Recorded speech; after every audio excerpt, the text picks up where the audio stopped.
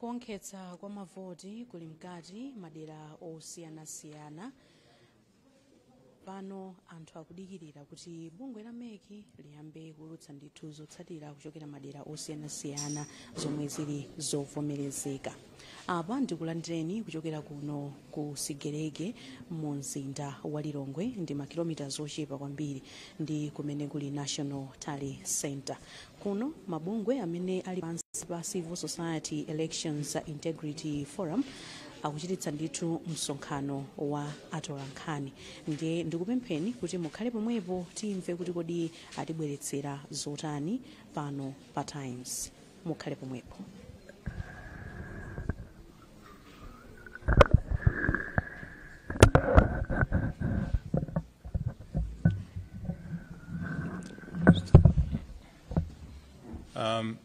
Ndikulandireni atolankhani nonse amene mwabwera ku msonkhano umenewu. Komanso ndalandire Amalawi komwe akutimvera. Ife amabungwe amene sali aboma komanso amene tatengapo mbali makamaka kupanga monitor kapena observe chisankho chimenechi tabwera ndi uthenga umenewu ukupita kwa zipani zonse zatengapo mbali pa chisankho chimenechi, komanso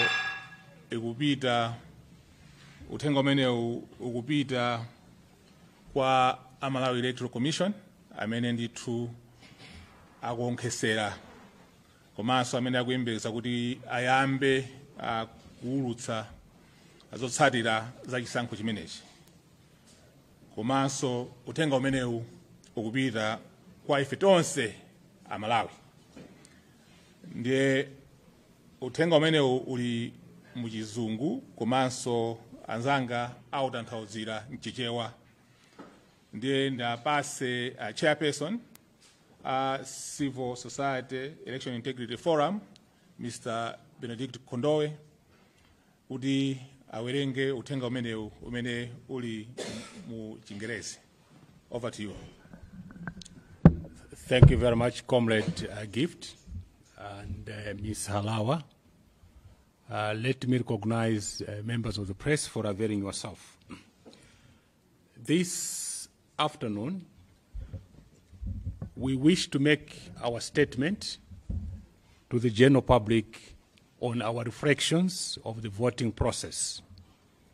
You will recall that yesterday we made two statements, the first update and the substantive update that looked into how the process was shaping. Since yesterday to today, there have been a number of developments that have led us to issue this statement. And this statement is being made under the heading Malawi Decides, Respecting the People's Will, as the vote counting and tallying continues. So it is more about respecting the free expression of Malawians through the secret ballot. And this has been issued today. So as I indicated, this statement follows the area statement of 16th September 2025, and the Civil Society Elections Integrity Forum is issuing this update as polling has officially closed and the crucial process of vote counting and tallying continues.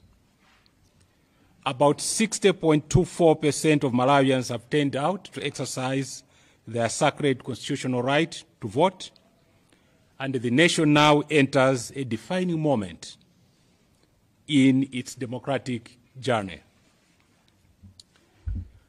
Once again, our network of CSEF observers are stationed across the country, in fact in 18 districts, in Nsanje, Chikwawa, Palombe, Mlanje, Tyolo, Blantyre, Chiladzulu, Neno, Mwanza, Zomba, Machinga, Balaka, Mangochi, Nchewu, Dedza, Mchinji, Lilongwe, Dowa, Nchisi, Mzimba, Mzuzu, Nkhatabe, Rumpi, Kalonga, and Nkhotakota. So you will appreciate that you are spread across all the regions. Our observers have worked tirelessly, day and night, monitoring and documenting every stage of the process, including vote counting and tallying. We still have more than 13 districts where tallying is still incomplete from our observers. Our National Situation Room has likewise operated around the clock, underscoring our commitment to serve Malawians with integrity and vigilance. As we continue with the process, we call upon our observers to remain steadfast as defenders of truth, democracy, and good governance. Their solemn duty, wherever they're stationed, is to report faithfully and accurately, ensuring that accounts reflect only the express will of the voters as cast in polling stations and constituencies. Nothing more, nothing less. So far, vote tallying is proceeding peacefully and in an orderly manner across all the remaining districts where our observers are stationed. As CSEF, we commend polling staff for their professionalism and diligence, as well as the security officials who continue to provide visible and reassuring presence at the tallying centers. Their continued efforts are helping to maintain calm and confidence in the critical stage of the electoral process. CSEF further urges all political parties and candidates to ensure that the accredited monitors remain present throughout the tallying process. We are making this observation because reports from observers is that in some cases, other party and candidate representatives are not available. We would want to implore that they be available because that forms part of ascertaining whether the elections are credible. So it is important that they look into that. The presence of the party and candidate monitors is not only a safeguard for transparency, but also vital in giving full legitimacy to the results as they emerge. Their participation will help to reinforce public trust that the outcome reflects the true will of the voters. We wish to remind all stakeholders that the free will of the voters, as expressed through the ballot, remains very supreme. No individual, political party, or grouping may claim victory when voting and tallying is continuing. Until Malawi Electoral Commission, the body legally mandated to manage elections, has completed its work and formally declared the results as such. The verdict, in our view, belongs to the people, and the determination of the winner rests with the Commission, acting within the law. And above all, MEC must discharge this mandate with fidelity to the Constitution to which its allegiance is bound. And I think this is particularly important because there have been a wide range of claims by different candidates and political parties. We believe that it is unfortunate because these instances have the potential to create chaos. We therefore urge all Malawians to preserve peace and calm and exercise patience as the tallying process proceeds. This must be a win for our democracy and constitution, a moment where the express wish of the voters is given full weight in shaping the leadership at all levels of the election, councillors, parliamentarians, and the presidency. We further urge the Malawi Electoral Commission to decisively deal or address any challenges, especially those related to electronic transmission of results, by constructively engaging with relevant service providers.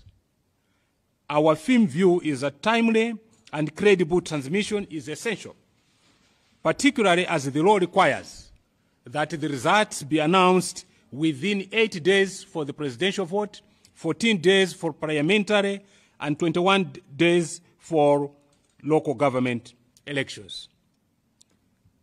We, however, applaud MEC for its transparency and accountability, which has strengthened public confidence so far.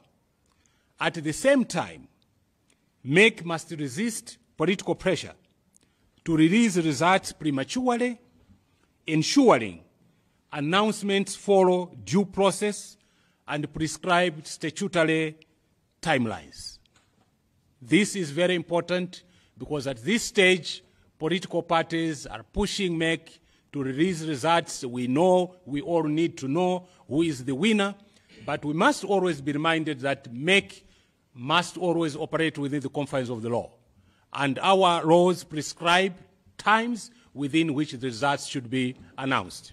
And so far, we have not gone closer to the prescribed time, or indeed beyond the prescribed time. So we need to give MEC time to do the needful so that when the results are released, we all get to know exactly as things have unfolded. CSF also calls those who will emerge victorious to celebrate with humility, and upon those who will ultimately lose to accept the outcome respectfully. This is a competition. There can always be one winner. But I think it is important that those that legitimately lose must accept to lose.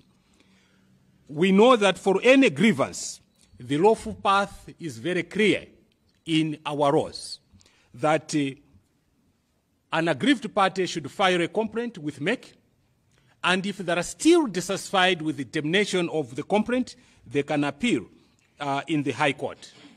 Violence, incitement, or disregard for due process must find no place in our democracy. We believe that true test of leadership is not only in victory, but in how one responds to the defeat. Accepting the will of the people is not a question of weakness. It is a statesmanship and a commitment to safeguard Malawi's hard-earned peace and stability. And I think this is particularly important because there have been scenarios where one has legitimately lost, but they have paid duty to have won, and in the process that has caused chaos. We believe that a true leader is knowing when to accept, when it ought to be. And you should not be forced to accept because other people feel otherwise. I thank you. Mr. Kondole, and Basimai Halawa, Kudim Ango to Engerako, Tijewa, Chigara Minich. Over to you. Zikomo kwambiri mongo pereka mongo tsindikiza mchichewa kunena kuti ife CSF tili pano kupereka uthenga umene mutu wake tikutcha kuti kulemekeza zofuna za anthu nthawi imene kuvota ndi kuwerengera kukupitirira. Dzulo monga tonse tikudziwa linali tsiku la mtengo wa pamwamba pamene Amalawi tinakasankha azitsogoleri woti atitsogolere zaka 5 zikubwerazi. Endi ndife osangalala kunena kuti panopa zonse zinatha bwino monga amene tinaperekera update ya dzulo, kuvota kunatha bwino, endi panopa ntchito yowerengera ndi kusonkhanitsa pamodzi ili mkati. Ndi dzulo chabe kutanthauza kuti ntchito mkati. Ife monga CSF tinatumiza anzathu oti ayang'anire mmene ndondomeko yakavotedwe ikuyendera madera osiyanasiyana, maboma osiyanasiyana kuyambira kumpoto pakati ndi kumwera. Moti ndife osangalala kuti anzathu akhala kalikiliki kuyang'anira kuti kodi kuvota mwanga mwa malamulo, chifukwa ntchito kuvota monga tonse tikudziwa imatsogozedwa ndi malamulo. Pakali panopa tikufunanso tinenese kunena kuti ntchito yakuonkhesa zotsatira idakali mkati, endi ndizotsamwisa kuona kuti anthu ena mwina atamba kale kumanena kuti zatere chilungamo chake ndichonena kuti tonsefe aliyense amene anapanga nawo mpikisano wa mavoti, amene anapanga nawo mpikisano kakuyambira pa maudindo onse atatu, amene atalengeze zakutsatira zenizeni zotsimikizika ndi abungwe la MEC, amenewa ndi amene ali ndi mphamvu ya kulengeza zotsatira za zisankho. Tinenenso kuti kulengeza olo kusangalala msanga kuli ndi chiopsezo chonena kuti kungathe kubweretsa zinthu zosakhala bwino, chifukwa chonena kuti kungathe kumupanikisa munthu kukanika kuvomereza zenizeni zimene zitabwere ndi amene ali adindo oti alengeze zotsatira. Tufuna tithokozeso anzathu amene amatithandizira ma polling staff amene amathandiza kuti ntchito ya mavoti iyende bwino, kuchokera kwa amene amayang'anira zisankho madera onse. Atitsimikizira kuti ntchito yonse imayenda bwino, anzathu amene anali ufuna kuthandizidwa mwachangu onse amathandizidwa. Tithokozeso anzathu achitetezo zonse zinayenda bwino. Komanso pokhapokhapo tikufunanso tipemphe anzathu azipani zosiyana-siyana kunena kuti tiyeni tipereke tidikire nthawi imene Malawi Electoral Commission imene ali nayo m'malamulo yonena kuti alengezere zisankho. Tikathamangira kubwera apa ndi apa zisankho kumapereka zotsatira zosiyana-siyana pakali panopa mwina sizitithandiza, ngakhale talolezedwa kuti tizinena kuti zotsatira zosavomerezeka. Tikufunanso tikumbuse anzathu onse onena kuti kuvota ndi chinthu cha mtengo wapatali, komanso kuona kuti Amalawi tavota mwamtendere mopanda zitopotopo ndi chinthu cha mtengo wapatali, kotero kuti chimene chichi tisachitengere chachibwana, ndipo mu process yodikira kuti aonkheze anene zotsatira ameke amene ali ovomerezeka, pasabwereso zina ndi zina zimene zingasokoneze process imeneyi. Kumbali ya mavuto ndikhulupirira kuti adindo onse amene amapanga nawo anayima nawo ndozindikira ndondomeko yoperekera mavuto olo madando awo okhuzana ndi zisankho kumeki. Tiyeni mavuto tisabwerese ku social media, mavuto amene akumana nawo apitise kumeki ndi amene okhawo ali ndi mphamvu yolongosola olo yothangatira kuti mavuto angasoveke bwanji. Komanso amene apezeke kuti apambana, tiyeni asangalale mokumbukira kuti unali mpikisano ndipo yenanso ali munyengo yowawitsa. Kwa amenenso sanapambane, tiyeninso tizindikire kuti unali mpikisano, ndipo pa mpikisano monga amene umakhalira sikuti wina aliyense angawine, pamayenera papezeke wina mmodzi, ena onse angovomereza mwamtendere. Utsogoleri wabwino umaoneka ndi mmene munthu amavomerezera kuluza. Anthu amene aluza akayambisa zoti zuziwawa chani, amene odi ndi kuti sanali okhonzeka kutsogolera. Mwachidule umu nimene ningaombere mkota pa statement imene ife CCF tikupereka. Zikomo kwambiri.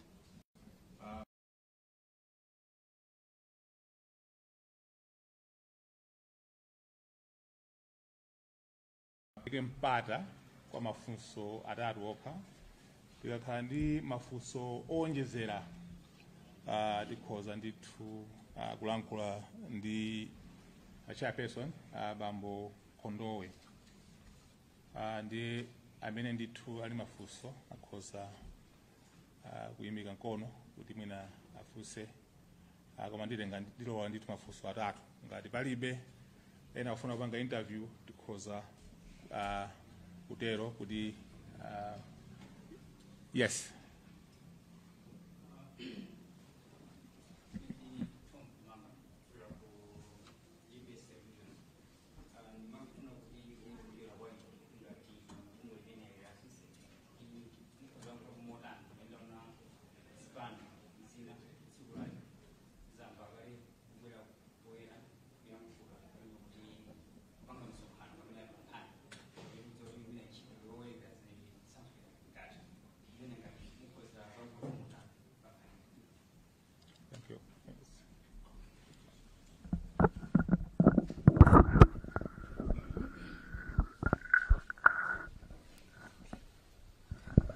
Ine ndi Christopher Kamanga wa Voice of Livingstone Radio.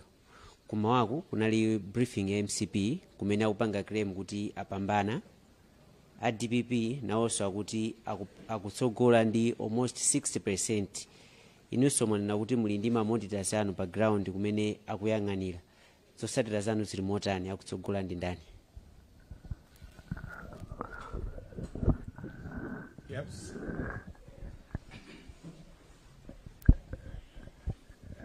Ine ndi Patrick Kachere kuchokera ku Muntu FM. Ndimafuna nditadziwa kuti bunge lanu lakhazikitsa ndondomeko zotani kuonetsetsa zoti ufulu wa anthu sikuphwanyidwa makamaka pa maissues okhuzana ndi chitetezo pa nthawi ngati imeneyi, chifukwa mwina nkutheka ena zotsatira sazazilandira mo mmeneyo akufunira. Inuyo muzachitapo chani ziko?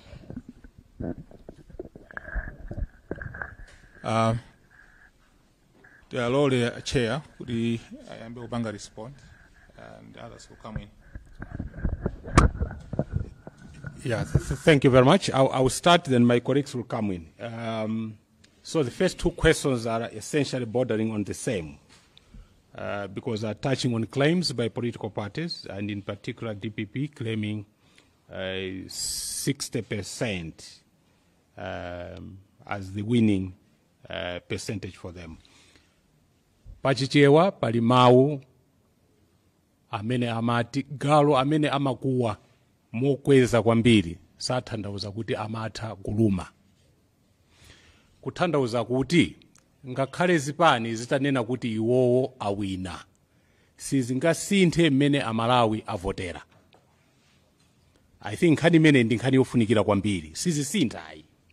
So nthawi zina ife tikadakonda kuti monga mmene tafotokozera mu statement atapereka mwayi kumeki kuti apange zonse zoyenerera ndikulengeza munthu amene wapambana. Ndi nkhani imene imafunikira kwambiri. Ndi chifukwa chake mu statement tasindikanso kunena kuti asawapase pressure ameki. Zisankho zimenezi ndi zisankho zofunika kwambiri chifukwa zikukhuza magawo onse kupangira nthawi imodzi. Kuthandauza kuti ameki ali ndi ntchito yayikulu kuonesesa kuti akupanga zinthu moyenerera, chifukwa akaphombonyesa zitabweresanso mavuto ena.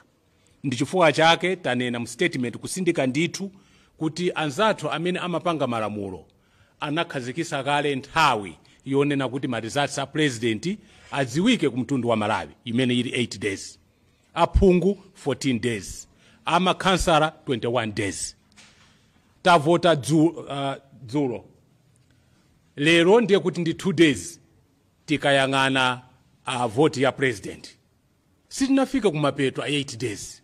Kodi chimene chikuti chikwapangisa kuti akhale ndi phuma ndi chani?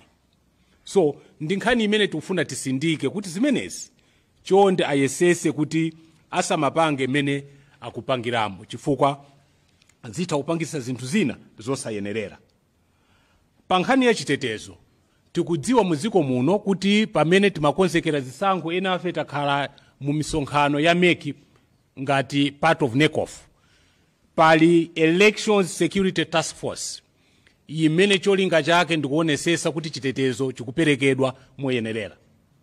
Tinene kuti ngakhale zipani zosusa zasindika kunena kuti chitetezo chikuperekedwa moyenerera. Ena lero lomwe amanena kuti asilikali akugwira ntchito yawo moyenerera. Amathokoza kuthandauza kuti tonse tindi chikhulupiriro kunena kuti chitetezo chimene chikuperekedwa chipitirirabe mpaka ameki atipase zosatira za amene wapambana. Tikuziwanso bwino lomwe kunena kuti mwina nkutheka kuti palibe chipadi kapena candidate amene wapeza 50% plus 1. Malamulo athu nawonso ndi wokhazikika kwambiri kunena kuti awiri amene ali ndi mavoti wochuluka amene angapite chisankho chobwereza chimene tikuti lirani akuyenera apasidwe chitetezo, zili malamulo. So ifeyo tikuona kuti nkhani za chitetezo zili malo mwache, ngati pangakhale pena pache ponena kuti sizikuyenda bwino ndi udindo wathu kulumikizana ndi task force imeneyi komanso ameke amene ali fali, chifukwa nawonso nkhani za chitetezo ndi nkhani zimene zikuyenera ziwakhuze chifukwa zitakusokoneza kayendesedwe kachisankho. Ndisire pamenepo mwina anzanga atha kungowonjezera mawu amodzi awiri.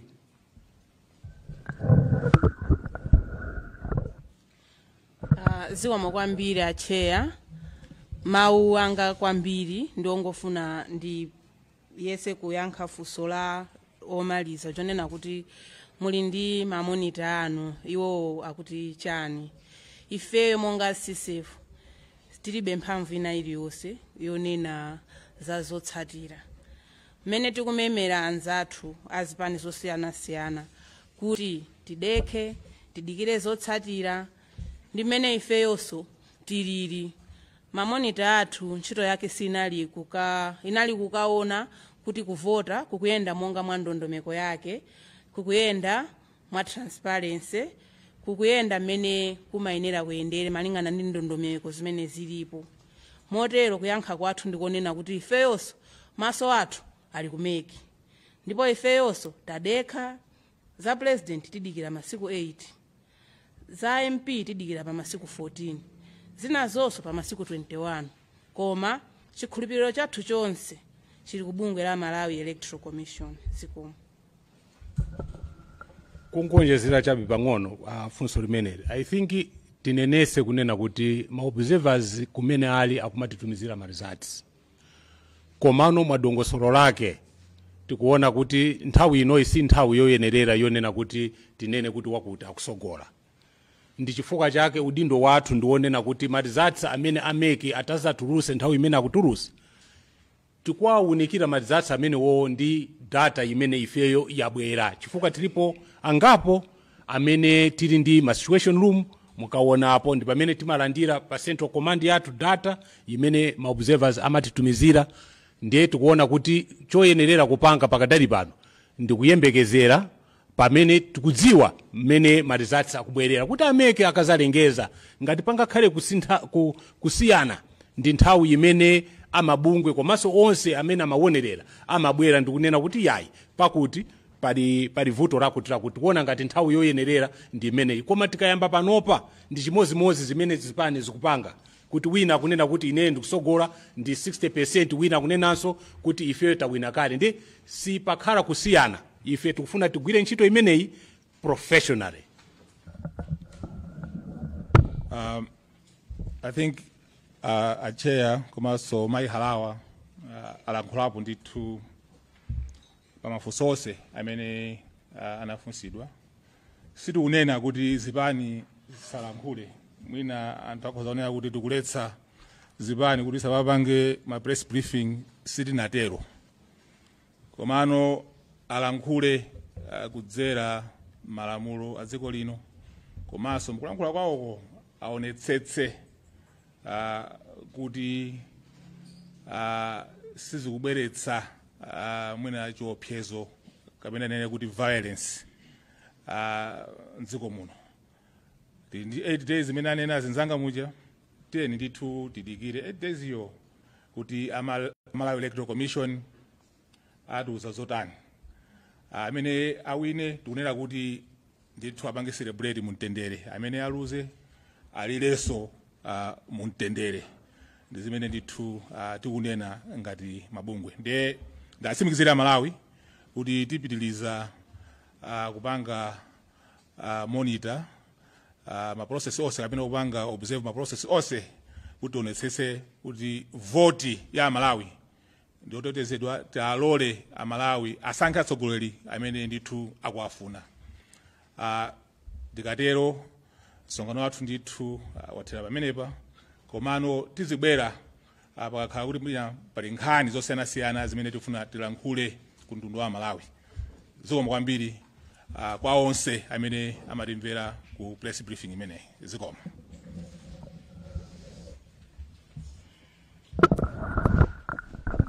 yayi kumaliza ndithu kulankhula kumeneko kwa mmodzi mwa akuluakulu amene amachititsa ndithu msonkhano wa atolankhani kuno ku Sigeleke mu mzinda wa Lilongwe.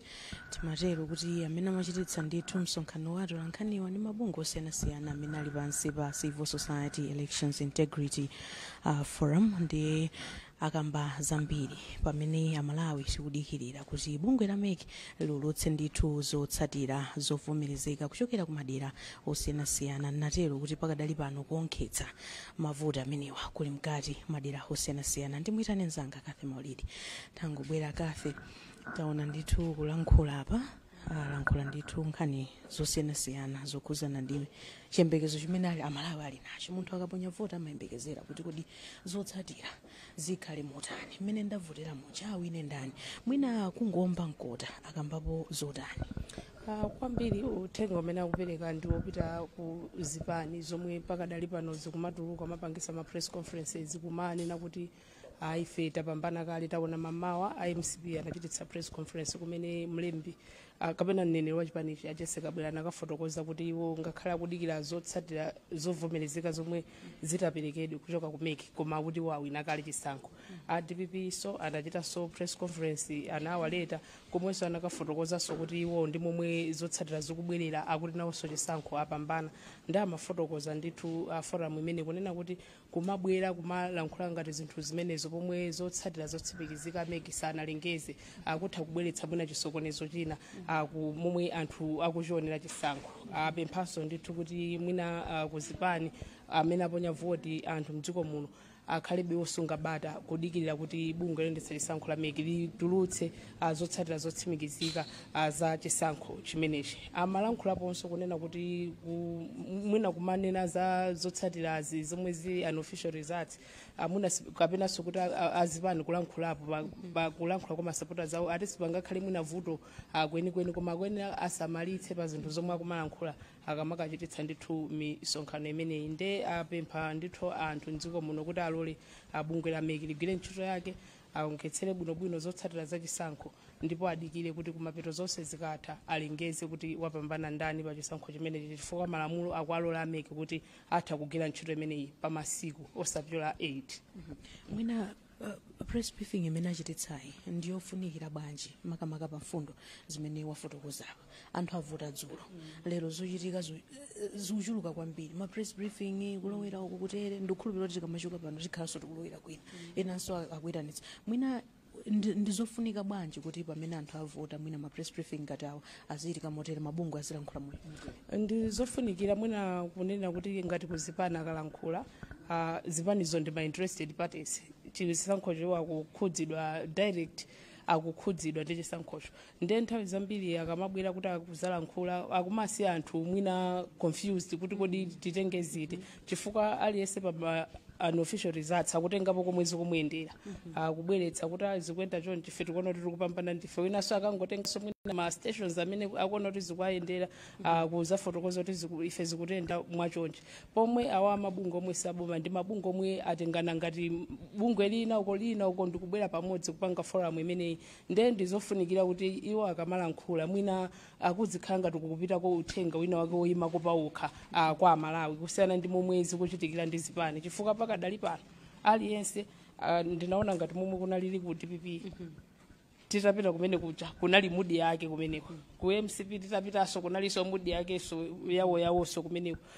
Ndi zinthu zoti even Malawi tikamaona tikumakhala ndi ka picture kuti kodi kumene kuti aone kuti kodi zikuoneka bwanji kuti aone kuti zikuoneka bwanji kodi ma official results amene wachita select kumabweretsa kwa anthu akuoneka bwanji uku kodi zikuoneka bwanji zatola nkhani zikuoneka bwanji.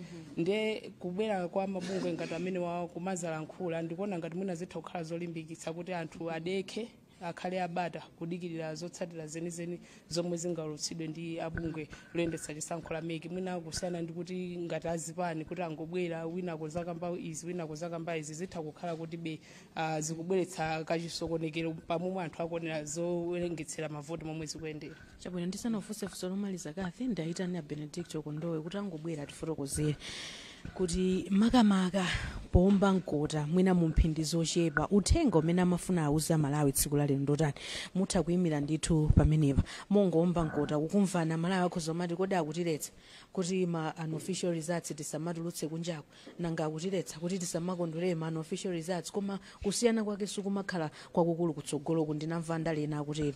Kodi makamaka chimene mufuna kuauza Malawi ndi chani? Nkhani yayikulu ndiyonena kuti zisankho zimayendesedwa ndi malamulo ndi chifukwa chake pakakhala kuti pena pache sizikuyenda bwino timapitanso ku nyumba ya malamulo kuti tikakonze kuti pakhale dongosolo loyenerera. Nde tikunena kuti pamene kuvota tamaliza pano tikuwonkhesera tilole kuti zosatira za chisankho zosimikizika ndi zokhazo zimene ameki angalengetse. Tikunenanso kunena kuti ameki pokwanirisa izi awonesese kuti kufuna kwa Malawi kwatetezedwa, chifukwa wovota si ameki sizipani zokhayi koma ndi Malawi 4 million plus amene anakavota nawo. So tikulimbikisa kwambiri chifukwa mukayang'ana mmene zipani zikupangira kuti wina aliyense kunena kuti ine ndapambana ndi zimene zimayambisa ziwawa, chifukwa kupambana kwawo amangotengapo gawo limene mwina likuwayendera. Pamene ameki akamatulusa zosatira zimakhala kuti zonse abwesa pamodzi ndi zimakhala ma results amene ali wosimikizika.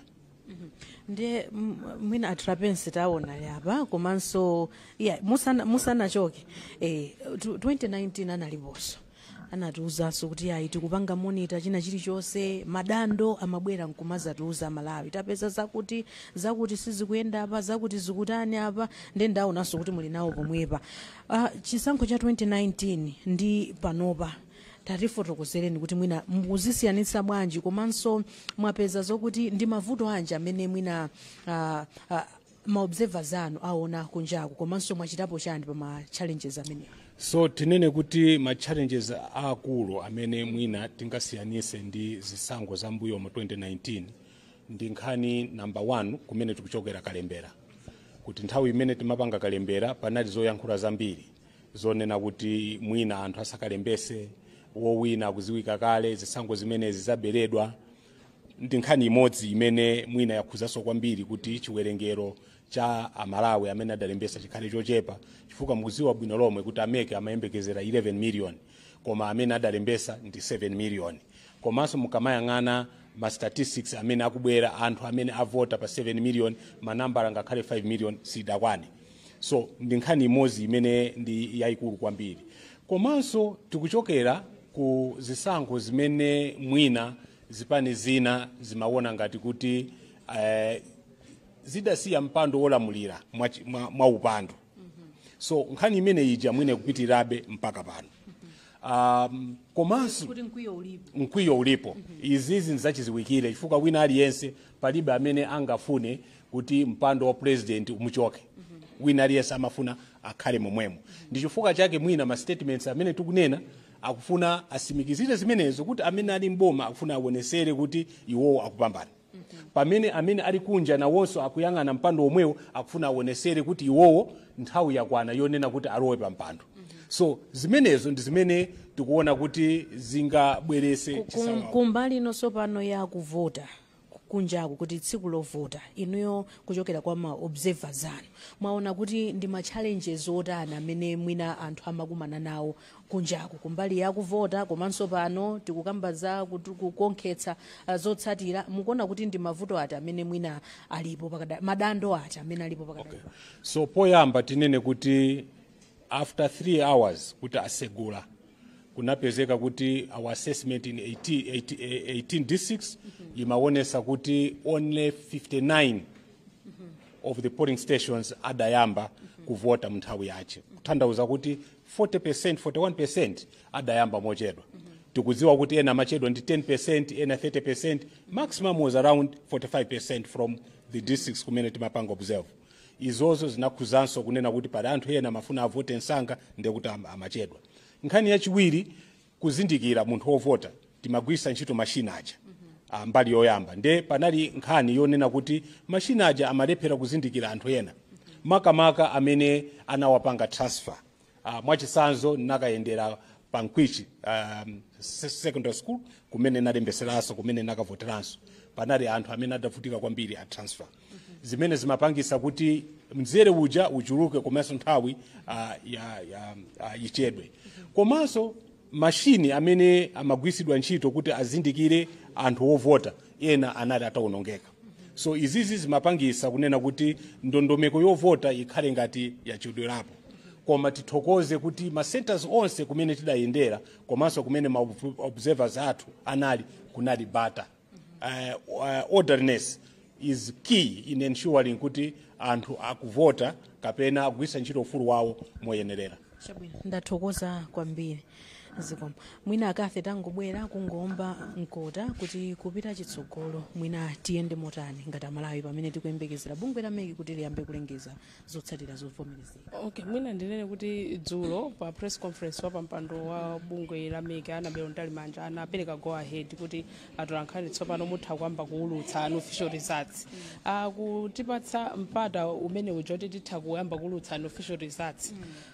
Zimene zikutanthauza ndizonena kuti zotsatira zimene zimakhala kuti zikubwera zija zomwe ifeyo ma reporters athu amakhala ali kuti kuma stations kuma constituency tele centers zotsatira zimene zimakhala kuti zikutengedwa kumene kucha zimakhala kuti ndizotsatira zosatsimikizika koma pamakhala ndithu possibility yayikulu kuti zotsatira zimene zonse zisiyana kwenikweni ndi zotsatira zenizeni zomwe zili zotsimikizika zomwe MEC ingakalengeze tsiku lotsiriza kuti mwina wapambana ndi uyu. Tsopano pa nthawi ino yomwe kukubwera ma unofficial results kwa ine zikutanthauza kuti zimene zomwe zikubwera zotsatira zimenezo zikungopereka chithunzithunzi momwe outcome ya chisankho ionekere kumapeto ake pa zomwe mwina MEC ingakhale kuti ikulengeza.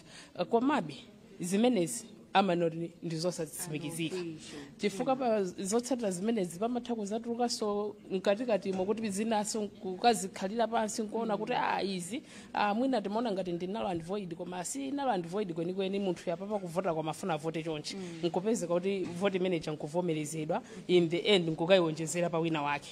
Ndi chifukwa chake ndikunena zoti inde patha kukhala kusintha koma kusintha kwake sikukhala kwakukulu kuti bwanji chifukwa ma factors amene angapezeke zoti asintitsa vote amakhala ndithu ang'ono ngati amene wandu kamba mwina za null and void izo kuti mwina mavote nake analipo null and void mwina 60 ndi awaunikira kuti fuka akapanga kuti okhawa ndi null and void kumazakhaso nthawi inaso nkuzawunikiraso akazawunikiraso amatha kumachotsapo pamene pacho kuti koma iyi munthu mwina amafuna vote mwachonchi nkugwirizana onse pamene pacho kuti teni titengene vote nkuyika pa munthu amene akuona kuti munthu uja amafuna muvotere wakuti ndiye ma unofficial results amene akubwera leya nditha kunena kuti ndi ma results osati kuti anthu awachite ignore asachite ignore chifukwa akupereka chithunzithunzi cha momwe the official outcome ingatulukire anthu asachite ignore kuti zabodza chimene ndikumanena nthawi zambiri ndikumanena kuti ngati munthu wina kunena kuti ayi ma unofficial results amene atolankhani akupereka ndi abodza mwina atati sinangazipaniso zili ndi matali center awo mwina atati azitulutsa zomwe zikuchoka ku matali center awo kuti ife zathu ndi izi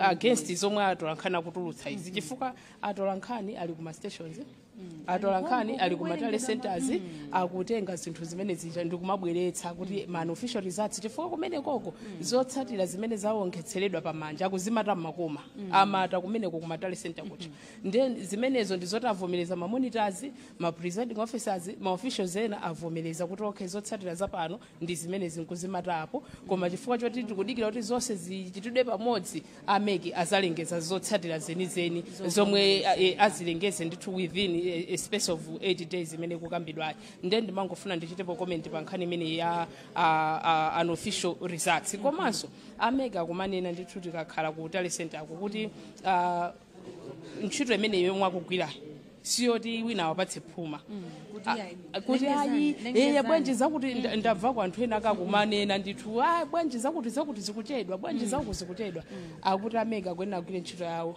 munthu usakufunika apatse phuma kachipani sichikufunika chapatse phuma awasi agwire ntchito yawo iwo pa malamulo akuyenera kugwira ntchito imene within 8 days ndipo akanali masiku akoyenerera chifukwa zimene zindikufotokozera anthu ena amafunsaso kuti kodi bwanji panopa ku tele center sikunambe kubwera ma results kwamba kuaponya pa dashboard nkhani imene yameki ndi ma percentage okuti tikalandira ati 30% tikhoza kuyamba kwauza Amalawi. Yes. Komanso ku press conference kuja mwina nkhani imene iso tifotokozere bwino madzulo ku press conference kuja afotokozaso kunena kuti zotsatira zimene zikubwerazi ndi zoti zaongetsedwa pamanja ndiye zotsatira zijano kuti zifike no pa dashboard paja zikufunika kuti zitumizidwe mu system chifukwa za pamanja zija ndiye kuti zikutanthauza kuti munthu presiding officer akwere ngalimoto anyamuleze maboksi zonse menemo mamonitors azimulondola abwere nazo ku tale center yomwe ndi ntchito yayikulu imagine zichoke kunthalire koma zimene zikumabwera pa dashboard paja tikawunikira monga momwe zimabwera dzulo za momwe zimasonyeza momwe madera anthu avotera aponyera voti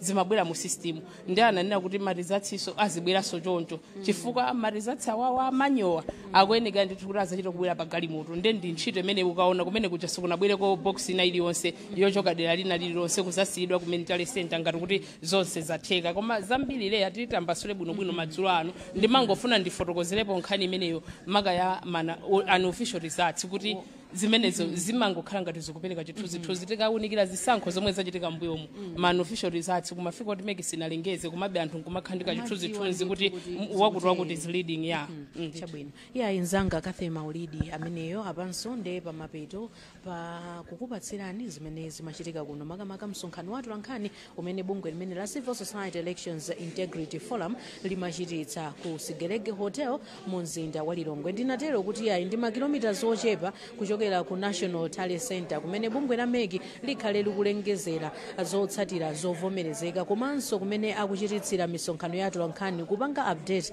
atolankhani komanso dziko lonse la mmene chisankho chimenechi chikuyendera mpaka pamene azauluse zotsatira zovomerezeka ine ndileya Malekano pitizani kutsatira zotsatira pompano pa Times.